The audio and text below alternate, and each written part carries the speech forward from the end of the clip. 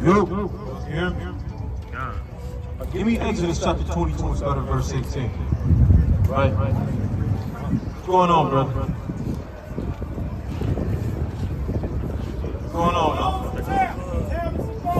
The definition of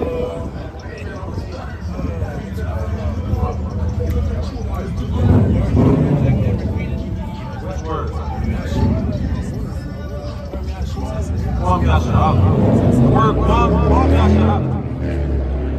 Quam Yasha'Allah is a phrase, right? The word Quam means to rise, and Yasha'Allah means the Israelites of the 12 tribes of the nation of God. Break it down. Right? So your nationality be an Israelite, more than likely for one of these top 3 tribes. You're more than likely to be a Jew according to the Bible. What's your father's nationality? Right. You hear me, brother? What's your father's nationality? Caribbean on both sides.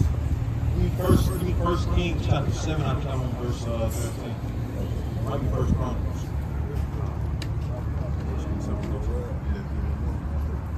Book of First Kings, chapter 7 and verse 13. Bring it out. And King Solomon sent and fetched Hiram out of Tyre. He was a widow's son out of the tribe of Naphtali, and his father was a man of Tyre. His father was what? A father was a man of Tyre, a worker in brass, and he was filled with wisdom. See, the thing was, his mother was an Israelite from the tribe of Naphtali, right? But it said that he was a man of Tyre because his father was a man of Tyre. So whatever your nationality is, it comes from your father's lineage. Right. You said that you would be Caribbean, right? That's in the West Indies. Like, you would more than likely be a Benjamite according to the Bible. Heal him up. Right? You would be a Benjamite according to the Bible. Like, you'd be an Israelite from the tribe of Benjamin. Real fast, go back to Exodus chapter 22 and verse 6. Exodus 22nd chapter, start at 18th verse.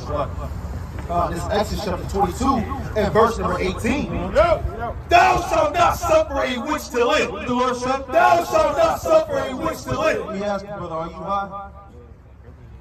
Are you high? On what? Opiates and On opiates and amphetamines? Now, what made you get high today? What made you feel like you needed to take it? I'm stuck in a cycle. I'm not chasing the high. I'm running away from withdrawal. And on top of that, I haven't healed from trauma in the past. That jump started the addiction. And that's what started it? All right, real fast, go to 2nd Ezra chapter 4, start at verse 34. 2nd Ezra 4 chapter, start at verse 34. Bring it out. This second Ezra chapter 4 You said 34?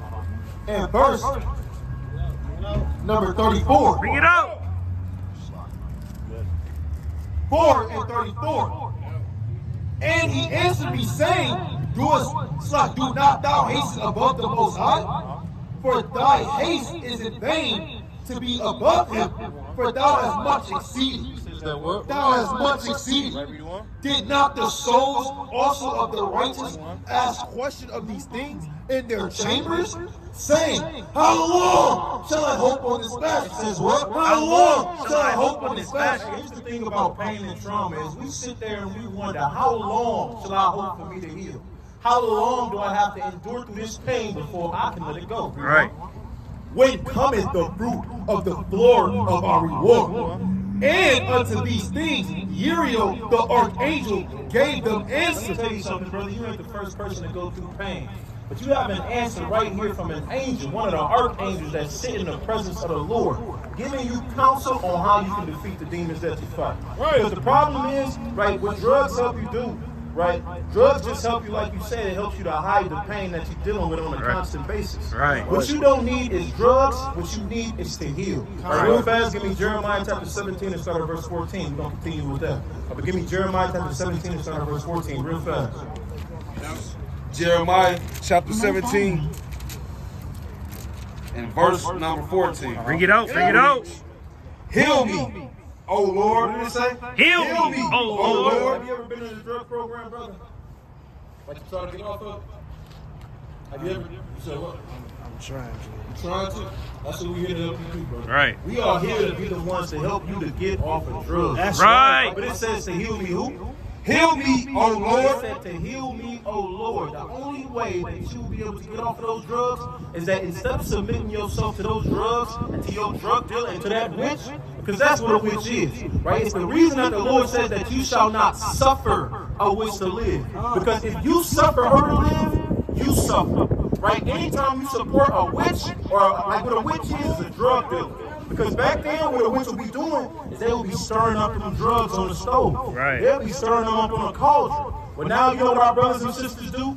They stir them up in a pot. Right. They stir them up on top of the stove and they sell them to you, right? Because you suffer them to live, or because you support that drug dealer, you end up being the one suffering. Right. But we're the ones that's here to help you heal, right? Go Bring back that to up. 2 Ezra chapter 4. And it says, and unto these things, Uriel, the archangel, gave them answer and said, even when the number of seeds is filled in It you, says, even when the number of seeds is filled in you.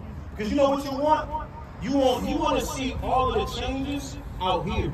Right. You want to see all of the changes being made out here. You want what you see in the life that you experience to change. You know when the Lord is going to change that? You hear me, brother? You paying attention? The Lord is going to change the things that are in your life, right? He's going to grow the seeds that are in your life when you grow the seeds that the Lord planted in you. That's right. Right, we on. for he hath weighed the world in the balance.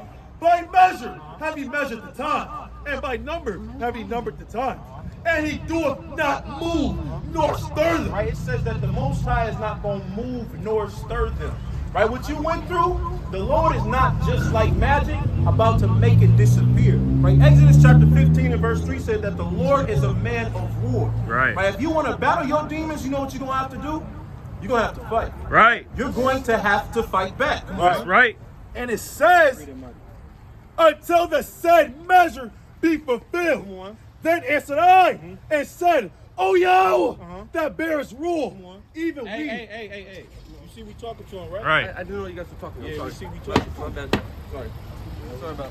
Right, we on? That bearest rule, even we all are full of impiety. Right, because that's how you feel. You feel like you're full of impiety. Give me 2 Corinthians chapter 12 and start at verse 7. Right, read on. And it says, Come on. and for our sakes, peradventure, it is that the floors of the righteous are not filled because of the sins of them that dwell upon the earth. Right, because the so-called black man has been destructive towards the Most High is being destructive towards us. And the people that deserve blessings don't get blessings. Right. Because we all have to hold each other accountable. That's right. The same way that we holding you accountable, right? Read on. So he, verse 40, Uh-huh. so he answered me and said, go thy way to a woman with child, Right, go thy way to a woman with child. Right, read on. and ask of her when she hath fulfilled her 9 months. Right, when she has fulfilled her 9 months, because that's how long the pregnancy is. Right, when she has fulfilled her 9 months, what is she gonna say? Come on. If her womb may keep the birth any longer within her, Right. then said I, no, on. Lord, that can she not. Uh-huh. And he said unto me, in the grave, the chambers of souls are like the womb of a woman. Right, this is the part that's important. It says in the grave, because you know where you are right now. You're in the grave. Right. You're in a dead estate. Right. You're down low. Well, when you're in that position, it's the same like a womb of a woman. Right. Because if you ask a woman that has been pregnant for 9 months, can she hold that baby any longer? You know what she's gonna say? I can't take it anymore. And the same way that she says she can't take it anymore, how do you feel? You feel like you can't take it anymore. Right. Right, read on. For like as a woman that travaileth maketh haste to escape the necessity, it's like the necessity of the travail. What is the travail? The necessity of the travail. Say that word again. The necessity of the travail. Let me tell you something. There is a pain that you're going to go through that is absolutely necessary, right? And you want to make haste to escape the necessity of the travails. You know what drugs do? Drugs help you to make haste. Right. They help your problems to go away. Alcohol, women, they make your problems to go away. That pain that you experience is more necessary for you than the pain that you experience with drugs. Right. Right? Because what we see right now is that you hurt. And you're not just hurt from the drugs, you hurt from whatever the hell happened to you in your past. We're here to help you heal, brother, but what you have to do for us is that you have to go through that pain. Right. It's going to hurt. And it's not going to go away unless you defeat it. Read on. Even so do these places haste to deliver those things that are committed unto them. Right, come on. From the beginning, look. So like from the beginning, look, what thou desirest to see, Come on. it shall be shewed thee. Uh-huh. Then answered I and said, if I have found favor in thy sight, Right. and if it be possible, if I be meet therefore, Uh-huh. show me then whether there be more to come than is past. He said, like, show me now, am I going to go through more than I have already went through? Right? Because not only are you trying to run from the past, but you're trying to run from the future as well. Right. Right? You not only want to escape the past, but you want to escape anything that's going to come with it. Anything that's going to come with your future. Right? And you feel like those drugs are what is going to help you escape that pain. Well, here's the one thing that, right, read on, Salaki.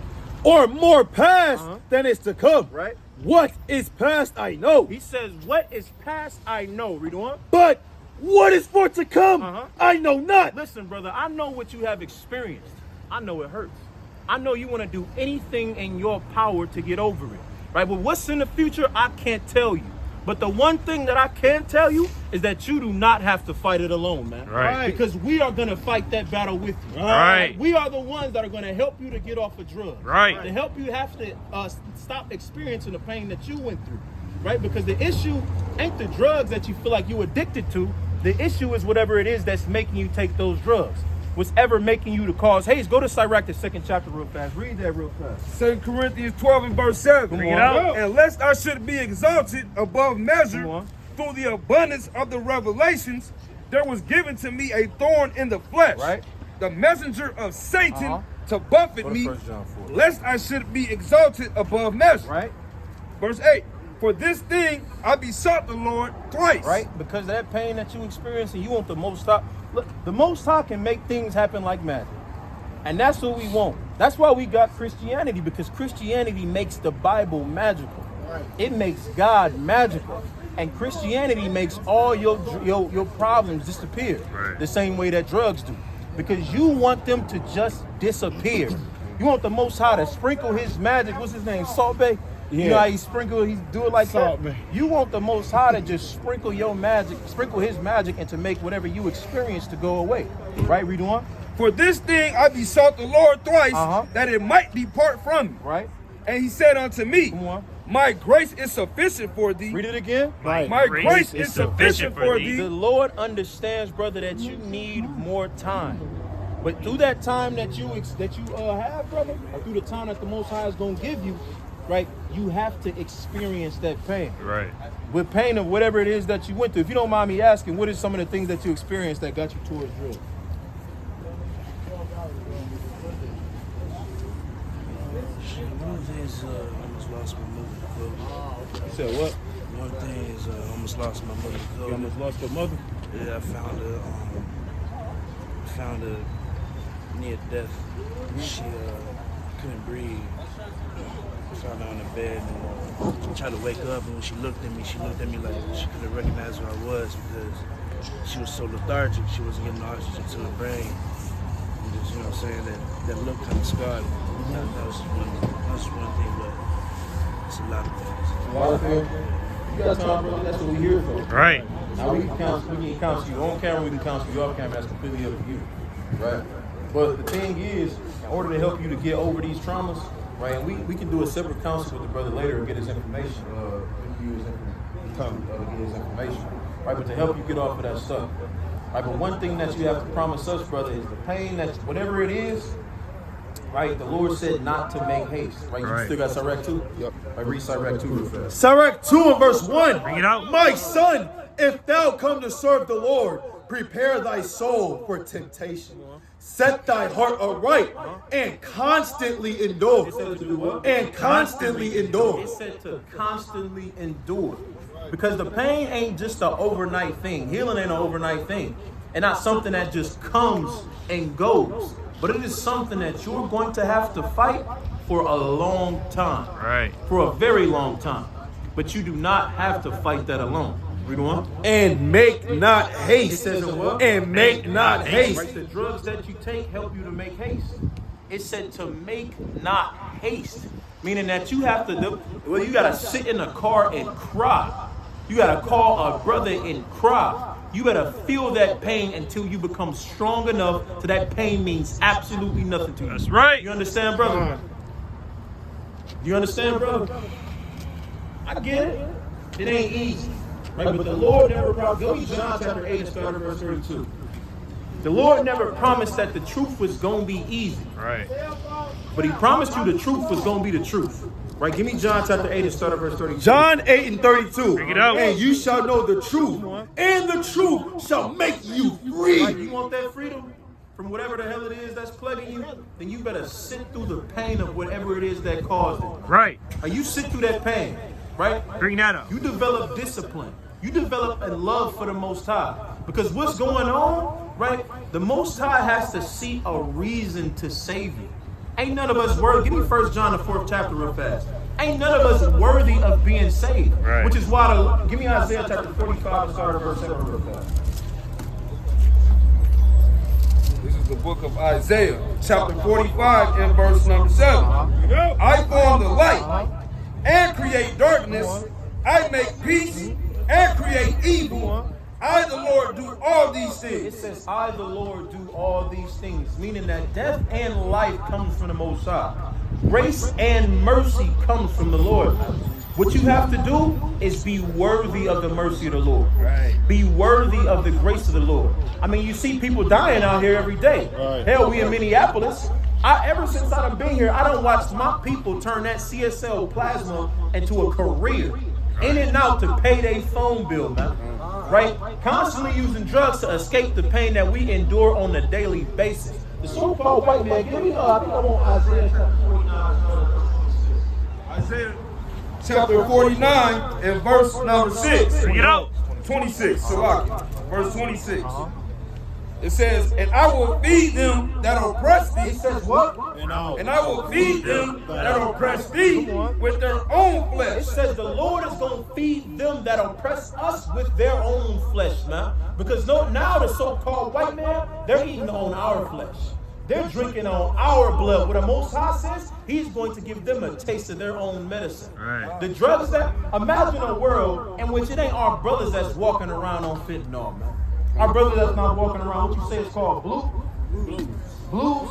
It ain't our brothers that's going around doing it, but it's the man that sold it to them. Right. It's the one that destroyed them in the first place. The one that created the pain that you want to escape from. Right, read on? And they shall be drunken with their own The blood. Most High says he's going to make them to drink of their own blood, man. Right? Because right now, America is defiled with the blood of the so-called blacks, Hispanics, and Native Americans. Right. It's defiled with it. Every country in the world is defiled with our blood, man. And our blood cries up to the Most High. Well, imagine a world where it isn't us the ones that's crying, man.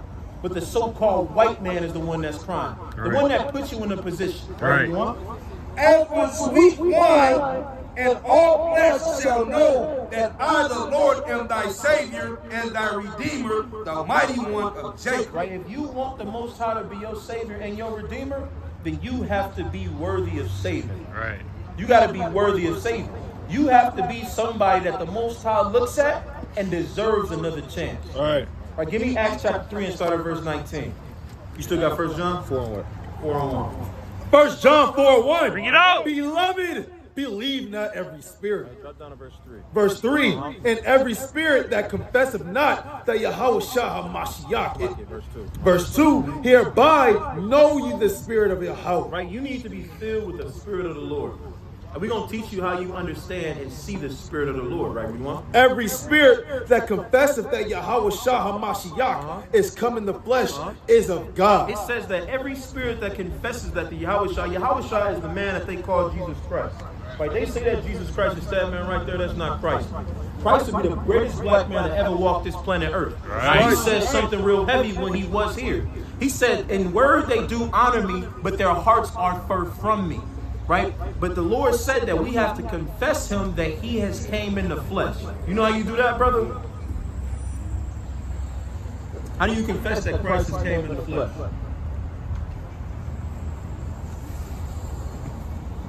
The way that you confess that Christ has came in the flesh is not by what you say. It's not by how you speak to somebody. Right.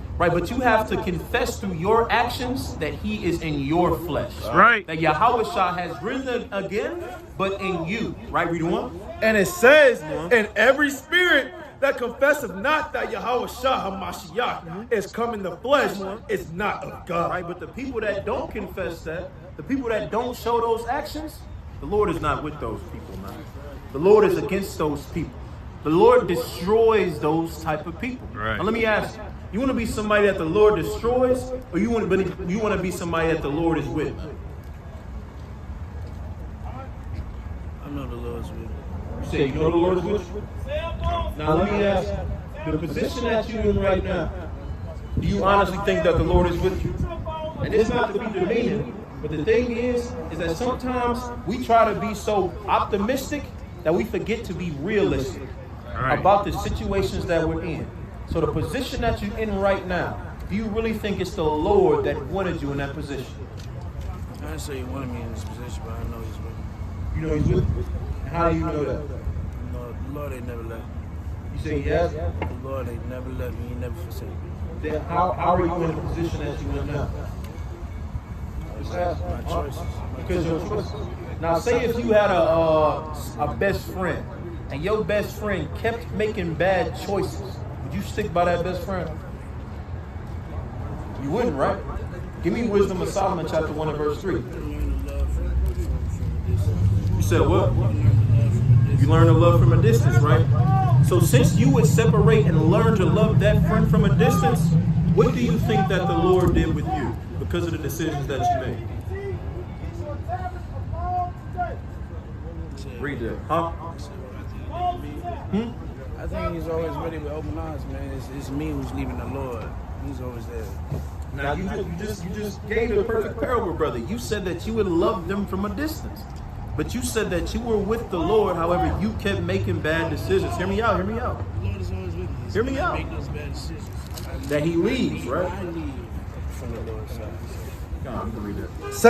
Second Chronicles chapter 15 verse 2. Bring it out. And he went out to meet Asa and said unto him, Hear ye me, Asa, and all Judah and Benjamin. The Lord is with you while you be with him. Right, we doing? And if you seek him, he will be found of you. Right. But if you forsake him, If you do what? But if you forsake You him, forsake the Lord, come on. he will forsake you. Right, so the same way that how you said that you left him, what did he turn around and do to you? You just read it out the Bible, bro. Remember when we was talking earlier about the pain of it? This is part of that pain. Right. Being honest with yourself.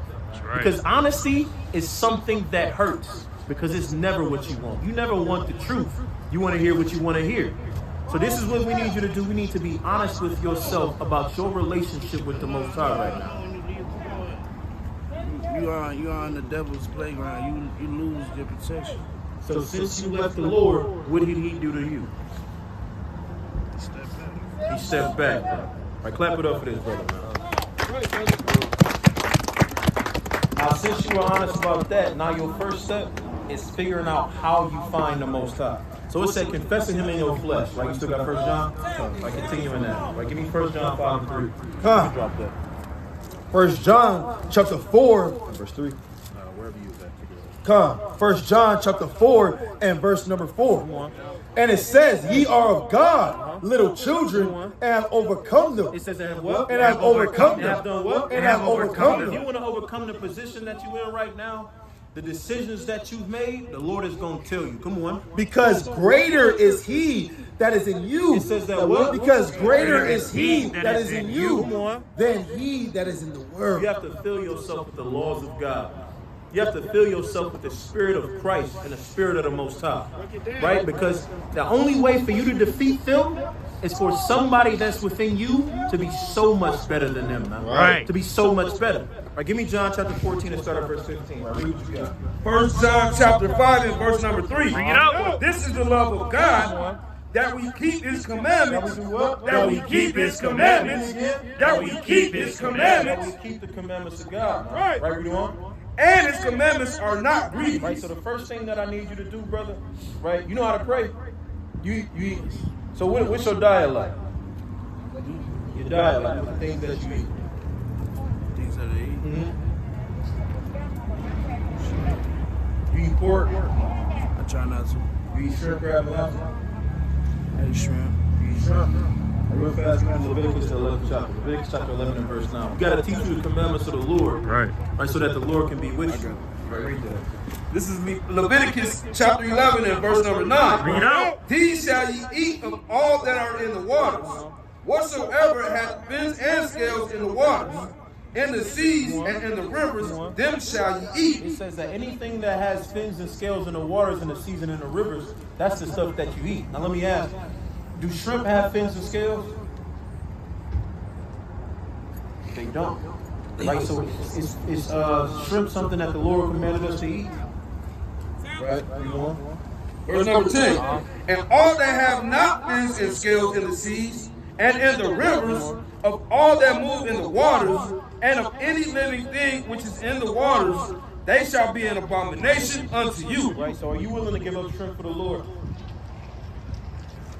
You willing to give up shrimp to give up drugs? You said what? Say that again. You would? That's right. You said he would. What about you, brother? I ain't heard. Get up shrimp to get out drugs. Give up shrimp to give up drugs. The reason we breaking it down the way we is, right? It might seem like they have nothing to do with each other, but this is part of the Lord being on your side. Right. It's you being on His side. The Lord is going to choose what's best for you when you choose what's best for you. Right. And what's best for you is to give up the things that the Lord hates. What's going on? Can I say this? You can't do that. Because what if everybody else they don't have that privilege Have what privilege? to choose, pick and choose Pick and on choose what they eat. So let me ask. They can't pick and choose on what they eat. I got you. So if I have a fork and I have food on my fork, do I make the decision of if I put it to my mouth? That's right. All right. 100%. So do they have the choice of what they hold on? So do they have the choice of what they eat or not? But That's not, brother. I just want you to answer the question. Do they have the choice of Yes. what they eat or yes, not? can I ask you a question? You go ahead. If they go in their pocket, do they have a choice on what they can buy or not? If they go in their pocket, do they have a choice on what they If can buy they or go in not? their pocket, No, what do you mean? Why not? because if they don't have no money, they don't have a choice on what they can buy. They You gon' can't buy nothing. they gon' buy what they want, right? No, brother, you just said if they don't have no money in their pocket, they have a choice on what they can buy. I got it. How can you buy without money? Bro, I got a couple dollars in my pocket, right? If you got a couple dollars in your pocket, this is what I want you to do. Right. If you a good brother, give it to him. What you mean? If you are a good brother, give him the money so that he can have the choice of what he eats. Right. That's right. Give it to him then. If you a good brother, you 100%. I wouldn't. Then give him the money. I don't get no shit. That's why we ain't gonna give him all of it. I don't give a shit. Give him all of it then. What you mean? I don't give a shit. Just give it to him then, brother. I don't care. Give him a choice to eat. Give him the choice of what he eats. All praise to the Most High. Clap it up for the brother, man. I don't give a shit. All praise to the Most High. See what the Lord did. We're not saying that you care about it, but one thing you can't hold on. I got you. I'm not against you. Just hear me out. I've been there before. Hear me out. Just hear me out. You said you came up and you said something real heavy. You said that if they don't have the money to buy, yeah, Then they gotta pay for what they can afford. exactly. Which is why I told you to give him the money so that instead of not having the choice of what he, hold on, let me finish. Instead of not having that choice, you gave him that choice. That just goes to prove, because the second after he said that he would give up shrimp for the Lord, you know what happened? He found the money to have a choice of what he ate. And that's how the Spirit of God works. That's brother. right. That is how the Spirit of the Lord works. And we all praise God for your house and outside. 100%. That's how it works. 100%. Right, but brother, you gotta put the square down, man. I can smell it. No, 100%. All love. What you gonna get? Not pork. Or That's shrimp. right. That's right. Put up for that. Right. Clap it up for the Most High, man. All praise to the Lord, man. I gotta show this brother some more commandments. Give me Exodus chapter 35 and start at verse What 2. you gonna get? Come on, brother, that's up to him. That's his choice. No. I'ma ask that. What you gonna get? Give me Exodus 35. Because if we gonna be honest about it, I ain't gonna lie. walk around this corner. You can go get a whole meal right here. Then take them to go get a whole meal. That's right. Take them to get a whole meal. You said you didn't care about money. That's your brother, brother. Take that brother to go get a whole meal. Out my mama, I would go get a whole Then meal. go get that brother a whole meal. He's gonna be right here to learn the commandments of the Lord. What you want to get? What you want to eat, man? I would get some cheese curds. Cheese curds, okay, bet. Slide in there. You gonna with that brother cheese Slide curds? in there. You gonna be Go all ahead. in the word, just bring it back to him. You gonna keep him here? You gonna be right back, brother? All praise to the Most High, man. That's real. Got your back, brother. That's real. Now do you understand why putting forth away and so forth? What? It's sundown now. It's sunset. It's sundown, brother. We ain't said the most. The sun, brother, the sun. Sun is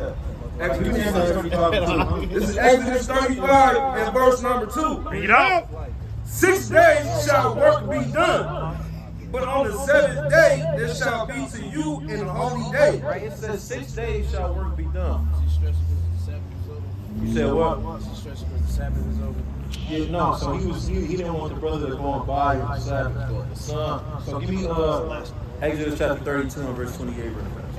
28 and 32 as well. Leviticus 28 and 32. You know. Con. It's the book of Leviticus. You said 28. Yeah. Give me the precept when the Lord said when the sky is red. I read Matthew that. 16 and 2. Leviticus chapter 28. Give me Matthew 16 and 2. You know what Matthew 16 and 2. Huh? 28. Oh, you mean Leviticus 25? 25 and 32. So like, Leviticus chapter 25 and verse I think it's 23 and 32. 23 and 32. Leviticus chapter 23 and verse number 32. It shall be unto you a Sabbath of rest, Right. and you shall afflict your souls in the 9th day of the month at even from even. It's like at even. From even unto even. From when? From even Even unto unto even. So even is whenever the sun goes down. Right? He said that you shall, it's like the Sabbath is from even unto even. Right? Read on. Shall you celebrate your Sabbath? Right? So the Sabbath is whenever the sun goes down on Friday night and then on Saturday to Saturday night. You heard this before? All praise. All praise to the Most High. Right? Read that in Matthew 16 and 2. Matthew 16 and verse number 2. He answered and said unto them, when it is evening, ye say it will be fair weather, for the sky is red. Sky is what? For the sky is red. For the sky is red. Last light. For the sky is red. Once the sun goes down, it's the end of the day. Right? We're not dealing with the last light. Right? So whenever the sun goes down, right, it's a new day. Right? That's Matthew 16, verse 2. Right? So the Sabbath is over. Right? Go ahead. Verse number 3. And in the morning it will be foul weather today, for the sky is red and lowering. O ye hypocrites, ye can discern the face of the sky, but can ye not discern the signs of the times? Right? Give me Nehemiah. I think I want the 13th chapter. I think it's Nehemiah 13 and what's that? 40? 13 and 40. When you began to get dark. I got you. This is Nehemiah, chapter 13 and verse number 40. Hold on. No, it's not a question. Click on the sword, man. Click on Nehemiah chapter 13 and verse number 22. the sword. And it says, and I commanded the Levites that they should cleanse themselves and that they should come and keep the gates to sanctify the Sabbath day. No. I want to say it before the Sabbath began to be dark. All right, but brothers can drop that. Tazman don't want to help with the precept. Verse 19. I got it. And it came to pass that when the gates of Jerusalem began to be dark, Began to be what? began to be dark, Say it again. began to be Now, dark. let me ask brothers a question. Is it beginning to be dark? It looks like it's beginning to be dark, right? You know? Before the Sabbath, I commanded that the gates should be shut. He said that or what? I commanded that the gates should be shut. So that they couldn't buy or sell. Right? So whenever the sun goes down, right, it's not necessarily off of, what people call it the last light. I think they call it the twinkling or the twilight. Right? It's not off of the twilight, it's off whenever the sun goes down. So the evening. Right? So right now the Sabbath is over. What's going on, brother? Well, I still got time. I would like to, as quickly as I could, best I could, share my truth while I'm like this. And if I could at the end, have y'all pray with me. Go ahead, brother. Right now? Right now? Go ahead. You got the floor. You speaking. You want to speak to the mic? All right. So before this toxic relationship, I was using methamphetamines, but it wasn't an everyday thing. But I met this girl, this native. She was mixed with native and white, and she explained to me that she had a toxic baby daddy. I knew that she used meth in the past, but she lied to me that she was on a 5-year clean streak that I thought I broke. But she was just with her baby daddy before that. She decided to give him a chance to be a father in his daughter's life, and he didn't deserve it because he had did a lot of fucked up things to her. He had her in a prostitution ring, drugged her up, heroin with heroin and meth and all this shit. Took sexual advantage of her with his friends and all this fucked up shit. This dude's a fucked up person. One night, she was talking very suicidal and sad and shit. And I was trying to pry her and ask her what was wrong. She wouldn't answer me until she finally broke and told me that her baby daddy texted her, telling her he was gonna break into her house, fuck her up, mess the house up and all that shit. And I was like, damn. You know what I'm saying? I was like, you ain't, you know what I'm saying? Don't believe him. You know what I'm saying? He fucked up his self-esteem. I was like, no, you precious. You one of God's children. You know what I'm saying? I got her to stop talking suicidal. I thought everything was good. And then she wanted to take it upon herself to go to her house and defend her house because she was tired of the bullshit. And I said, no, don't do it. At the time I wasn't driving, I just lost my car. I said, no, don't do it. If you do, at least let me come over, you know what I'm saying, to make sure you're good. She promised me she wouldn't do it. I called her back. She went from the hotel. She drove. She went from the hotel to her house. And I begged her to let me come. I told her I'd walk. I told her, let me try and Lyft, Uber, let me find a ride. I told her I would walk from edge of Maplewood, East St. Paul to Woodbury where she lived. I begged her, she wouldn't let me come. She just promised me, she asked me to promise her to just talk on the phone with her until she fell asleep. I did that. That night, he had broke into her crib with his friends. Fucked her house up. And she didn't tell me. Well, all she showed me was the bruises. She had 3 broken ribs, bruised all over her face, black eye and all this shit. Super fucked up concussion. But she didn't tell me till a week later that he had raped me. His friends held her down while he raped me. He fucked me up. And that's what got you into what you're on now? It's more than that. I've never seen this man ever in person. And she was a very toxic person as well. She was a bad narcissist. She ended up damaging and fucking me up too. But it's just the most traumatic thing we went through together. And I had never seen this man in person. I don't know if to this day, and not for her, not in revenge for her or anyone, but I couldn't honestly tell you that I want to kill that man. That wasn't the only thing. We went through and I didn't know how to be there for her, you know what I'm saying? Because I was hurt. I asked her, why'd you go back? I said, you know what I'm saying? Why didn't you let me come over, you know what I'm saying? And in the way she spoke, you know what I'm saying? Before she went over, she was saying all this shit like I ain't shit. All I deserve is a broken bone. It's broken bones and a broken heart. She got broken bones and a broken heart. She spoke it. She didn't ask me to break, but she spoke it into existence. And I didn't. She before, yeah, when she was at the hotel talking suicide, saying I ain't shit and all this other shit. I deserve to get beat up by him. I should just go to the house and get beat up, fuck life, and all that shit. All I deserve is broken bones and a broken heart. Not to be raped, but yeah. And I tried to be there as best I could. You know what I'm saying? There's no way I could ever imagine the pain she went through.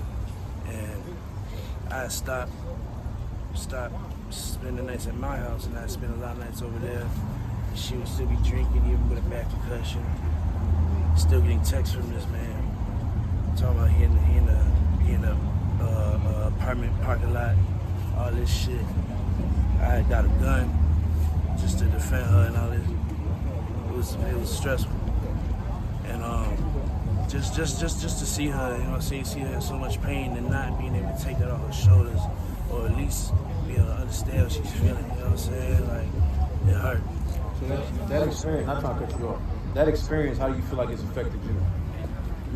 That experience, how do you feel like that experience has affected you? That violated our relationship, even though it's just like pretty much just beginning. I knew it since freshman year of high school. I had a crush on her, but I knew she dealt with fuck niggas. But you know what I'm saying? At the time, I was like, fuck it, you know what I'm saying? Let me show her a real nigga. But she didn't deserve one. But that's besides that. It fucked me up because it violated her, it violated us, it violated me as a man. I would kill her. You said you would do what? To this day, I would kill her. That's what I was saying. But it's another thing. It's another thing. We on. 1 second, brother. Do you blame yourself for the experience that she had? That's how it sounds.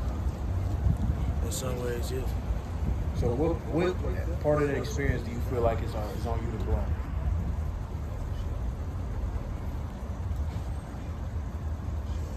I should have not listened and went over, even though she begged me not to. You said you should have not listened I and went listened over? to her wishes and went to the protector or whatever. What you experiencing is something called survivor's guilt or survivor's remorse, right? Because that happened to her, you find it's like you ever seen when somebody die, right? The first thing they be like, oh, why them? Why couldn't it have been me? They try to find a way to blame themselves for them dying. If I had have just been there, if I had just did this, if I had told them not to go to the store. Her experience, what she went through, was between her and the Most High. That had nothing to do with you. So you taking the blame. You know, the thing Somebody had something with him. is when me and her had a breakup for about a week. We were separated. And the man was like actually following her, stalking her. One time she came out the grocery store, the Cub in Oakdale. He ambushed her. He hit her in the stomach with a metal bat, threw her into the car, kidnapped her. And I didn't really know about it until, you know what I'm saying, until like a couple of days and I came to the house and he ran before I got there. She had told me later that she went to the doctor and we didn't know it at the time, but she was Your child? And then that's got you at least closer to where you are now. So, and what you experience is completely understandable. That's a valid thing to feel, right? However, what you allowing to do is that you allowing that past to weigh you down, right? Holding on to, like say if you look like a pretty strong brother. If I gave you a gallon of milk, you feel like it's pretty light, right? Would you feel like that, brother? If I gave you a gallon of milk, would you feel like it's pretty light? Now, what if you held on to that gallon of milk for an hour? What's gonna start to happen? It's gonna start to weigh heavier and heavier, right? Now, what if you held on? How long ago was that? A couple years? About a little over 3 years. A little over 3 years ago. Now, what if that same milk gallon that I had you hold for an hour, I had you hold it for 3 years? You understand the damage that it's gonna do because of holding on to it? My friends around me at the time was smoking heroin. Mm-hmm. And you know what I'm saying, I wasn't around no some really close friends or family. I was just around drug addict friends, and instead of going to God like I knew I should have, I felt like it was too much, and that's what I chose to cope. It happened, but here's the thing, but it's a thing of the past. What you experienced, even how you feel, is a thing that needs to be made of the past. Right? Everything that you experiencing is valid. I'm not gonna sit up here and tell you that you didn't have a good reason to go and use drugs. That you didn't have a good reason to or do whatever the hell it was to try to escape the pain that you went through. right? What I'm here to tell you is that you don't have to keep experiencing it. Right. You don't have to, right? We can help you to let that milk gallon go and help you to heal from the pain that you done did by holding it on to it for so long. Real fast, you got that with the sycamore tree? Yep. Right, read that real fast. Luke 17 and verse 6. Bring it out. And the Lord said, if you had faith as a grain of a mustard seed, Come on. you might say unto the sycamore tree. Have you ever seen a sycamore tree before? Like if you see the tree, if we just had a tree out here, what would you think about that tree? A tree that probably been around for a long time. You can be like, that's a big ass tree. It's a huge tree. That tree is well rooted. But here's the thing with the trees having roots, right? Finish that out. Be thou plucked up by the root. It says what? Be thou plucked up by the root. That tree has roots. And even though that tree looks like big, it looks like that's something that's going to be there forever. The problems ain't external, but the problems are actually internal. It's the roots that's digging into you that you have to pluck up. Right. That's the only way that you can get over that. But if it says that if you had faith the size of a mustard seed that you would take to that big problem, that external problem that's really rooted within you, what?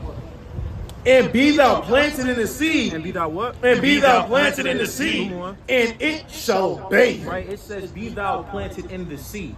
Meaning that, you know, ever sometimes you might get clean off your drugs for a little bit, but then you come right back to it. Being planted in the seed, meaning that that problem is not coming back anymore. It's washed away. Right. It's gone. Right? But what we got to teach you is the faith of our Lord and Mashiach Yahweh Shah. That's right. That's the only way that you can get over it, man. Clap it up for this brother, man. Are we going to keep in touch with you? We're going to keep in touch with you. We're going to get your information, man. We're going to set you up for comment. But with that, we're going to give all honor and glory to Yahweh. But Shema Mashiach, Malak Yahweh Shah. Come, Yahshua. Come, Yahshua. Shalom.